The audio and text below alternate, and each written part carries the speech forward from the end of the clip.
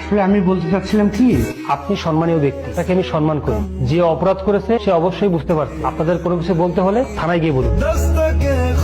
তুমি আমাকে মানে চুপ, একদম চুপ। মিথ্যাবাদী প্রতারক, দিনের পর দিন তুমি আমার সাথে মিথ্যে কথা বলেছো, আমার সাথে প্রতারণা করেছো। কি দরকার ছিল আমাকে মিথ্যে কথা বলার? কেন তুমি আমার সাথে এতদিন প্রতারণা করছো? কেন মিথ্যে কথা বলছো? আমি কি বলছিলাম আমাকে কারিগরি টাকা দাও, আমার টাকার প্রয়োজন? কেন তুমি অবৈধ পথে টাকা কামাই করতে গেলে?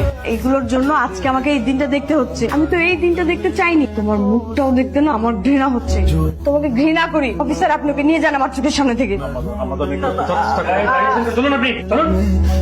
এখন পরের ছেলে খুব দোষ দিচ্ছিস না? আমি তো দোষ তোর দেবো। সব সময় বিলাসিতা, এটা লাগবে সেটা লাগবে, শপিং করতে হবে, নতুন নতুন শাড়ি লাগবে, এগুলা কি? এখন তুমি আমাকেই দোষারোপ করছো। সব দোষ এখন আমার। তুমি তো বলেছিলে বড়লোক ছেলে দেখে বিয়ে করতে, গাড়ি বাড়ি আছে, আমাকে আরাম আয়েসে রাখবে, স্বর্ণ গয়না বানাতে হবে। এগুলো কে বলেছিল? তুমি আমাকে বলনি। আর এখন এখন সব দোষ আমার হয়ে গেল, তাই না?